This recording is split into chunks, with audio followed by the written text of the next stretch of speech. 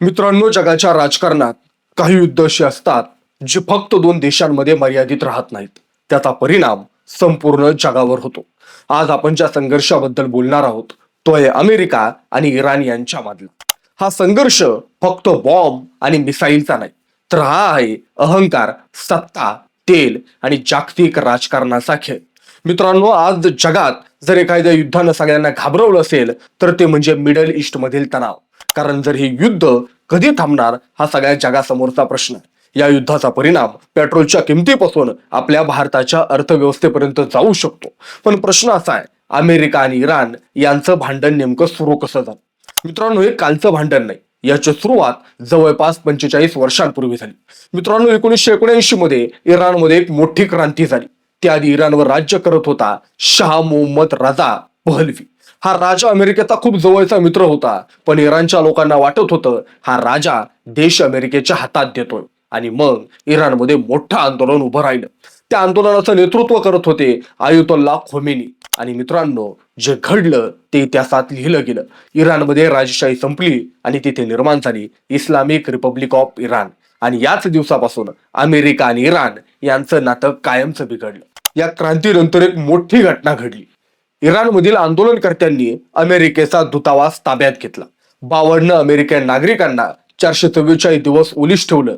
मित्रांनो, अमेरिकेसाठी हा मोठा अपमान होता आणि तेव्हापासून दोन देशांमध्ये द्वेषाची भिंत उभी राहिली.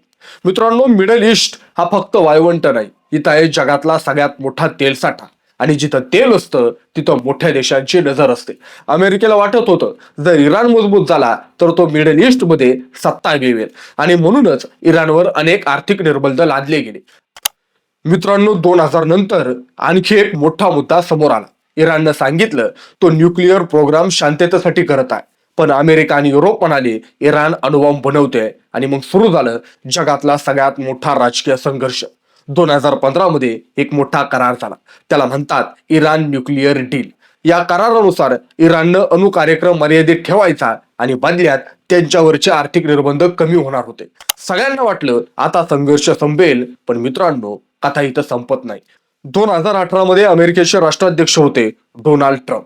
ट्रम्प यांनी अचानक घोषणा केली अमेरिका न्यूक्लिअर डील मधून बाहेर पडते आणि पुन्हा इराणवर कठोर निर्बंध लावले गेले. मित्रांनो, इथूनच पुन्हा तणाव वाढला. मिडल ईस्टमध्ये अनेक वेळा ड्रोन हल्ले, मिसाईल हल्ले, सैन्य हालचाली यामुळे जगाला वाटू लागलं तिसरं महायुद्ध सुरू होणार का? मित्रांनो, युद्ध थांबवण्यासाठी इराणनं काही अटी ठेवल्या. त्या अटींमध्ये आर्थिक निर्बंध हटवणे, तेल व्यापार मोकळा करणे आणि राजकीय दबाव कमी करणे हे महत्वाचे मुद्दे होते.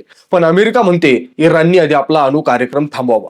मित्रांनो, हा संघर्ष फक्त दोन देशांमध्ये नाही, यात सहभागी होऊ शकतात रशिया, चीन, सौदी अरेबिया. आणि जर हे सगळे देश एकमेकांसोबत भिडले तर जग एका मोठ्या संकटात जाऊ शकतं. जगाला युद्धाची नाही तर शांततेची गरज आहे, एवढं मात्र नक्की. अशाच प्रकारच्या व्हिडिओ पाहण्यासाठी आपल्या महाराष्ट्र वार्ता चॅनलला सबस्क्राईब करा ही विनंती. धन्यवाद.